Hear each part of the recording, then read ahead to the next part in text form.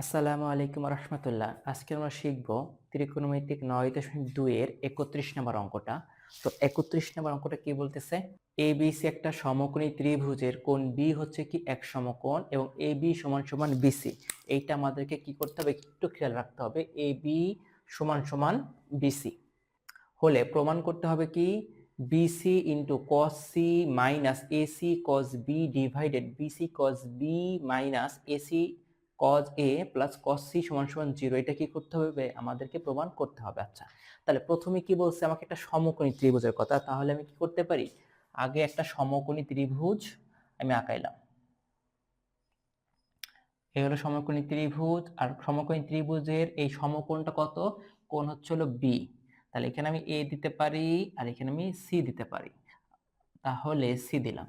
আর একটা জিনিস বলে দিছে কি, যে AB ইকুয়াল BC, তার মানে ভূমি যদি 10 হয় লম্বের মানও হবে 10। ঠিক আছে, এখন এটা সমাধান করব কিভাবে, তাহলে যেহেতু প্রমাণ করতে হবে তাহলে কি এটা লেফট হ্যান্ড সাইড এইটা।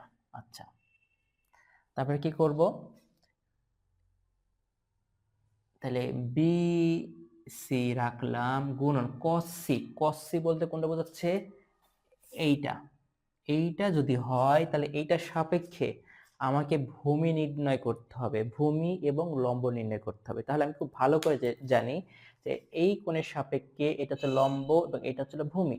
তাহলে কজের ক্ষেত্রে কি আসে, কজের ক্ষেত্রে আসে লতি ভূতি, ভূমি বাই অতিভুজ। তাহলে ভূমি কত, বিসি বাই এসি। তাহলে লিখতে পারি BC divided AC minus AC গুণন, আচ্ছা কজ বি। কজ বি বলতে কোনটা বোঝাচ্ছে, এইটা হলো কজ বি কোণ। বি বি কোণ কত ডিগ্রি, 90 ডিগ্রি। তাহলে কজ 90 ডিগ্রি, তাহলে কস 90 ডিগ্রির মান কত, কস 90 ডিগ্রি মান আমি খুব ভালো করে জানি সেটা কত, কস 90 ডিগ্রি মান হচ্ছে হলো 0। ঠিক আছে, তাহলে আবার এখানে বিসি গুণন কজ বি। আচ্ছা, কজ বি কোনটা, এটা 90 ডিগ্রি। তাহলে কজ বির জায়গায় 90 ডিগ্রি যদি বসায় তাহলে কস 90 ডিগ্রি। তাহলে কস 90 ডিগ্রি মান কত, কস 90 ডিগ্রি মান হচ্ছে হলো 0। ঠিক আছে, মাইনাস এসি। আচ্ছা, গুণন কজ এ। কজ এ কোনটা, এখন কজ এ হচ্ছে হলো আমার এই কোণ। ঠিক আছে, তাহলে এইটা যদি হয় তাহলে এই কোণের সাপেক্ষে আমাকে লম্ব এবং ভূমি নির্ণয় করতে হবে। তাহলে জানি এইটা হচ্ছে হলো ভূমি হবে আর এটা হবে লম্ব। তাহলে এই কজের ক্ষেত্রে কি ভূতি, মানে ভূমি বাই অতিভুজ। ভূমি কোনটা, তাহলে এ বি। তাহলে এ বি ডিভাইডেড অতিভুজ। ঠিক আছে, আচ্ছা, plus cos c। cos c কোনটা, এইটা এই কোণের সাপেক্ষে। তাহলে আমার ভূমি কোনটা, অবশ্যই বিসি।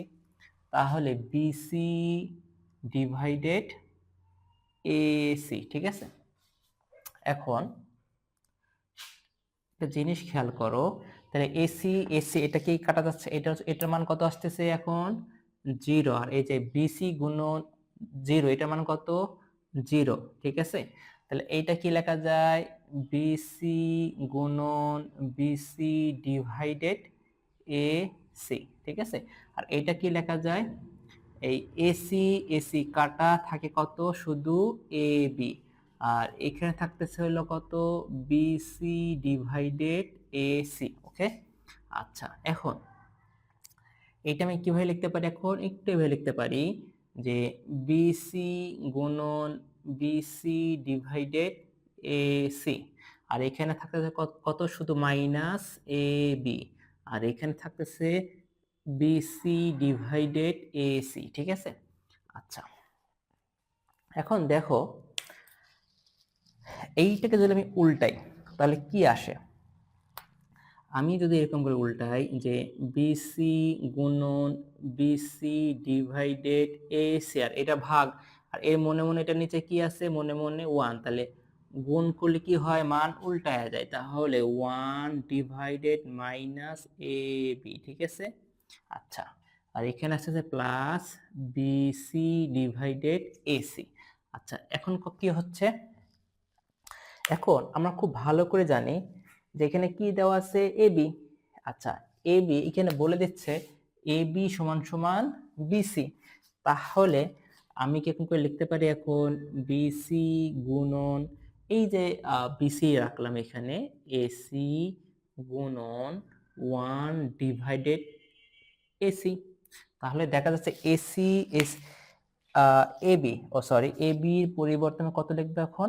এবির পরিবর্তে আমি বিসি লিখতে পারি, ঠিক আছে। বিসি যদি লিখি তাহলে কি হচ্ছে, এই একটা বিসি এই বিসি কাটা, ঠিক আছে, প্লাস বিসি ডিভাইডেড এসি। আচ্ছা, এইটা যদি হয় তাহলে আমি এখন এইভাবে লিখতে পারি যে BC minus AC plus BC divided AC, ঠিক আছে। এখন এইটাকে আমি কি করতে পারি? এখন দেখা যাচ্ছে এইটা একটা আর এইটা একটা, তাহলে কি দেখা যাচ্ছে বিসি এর আগে কি আছে মাইনাস, এর আগে আছে কি প্লাস। এখন যদি তুমি যদি মনে করো যে না আমি একটু ঘোরায় লিখবো, কাটাকাটি করলেও 0 হয়, কোনো সমস্যা নাই, তাহলে আমি একটু এইভাবে লিখি, লসাগু করি। তাহলে এসি তাহলে মাইনাস বিসি প্লাস বিসি, তাহলে বিসি বিসি কাটা, তাহলে থাকলো কত 0 বাই এসি, তাহলে এটার মান কত 0। এইটা কি আমার রাইট হ্যান্ড সাইড, ঠিক আছে।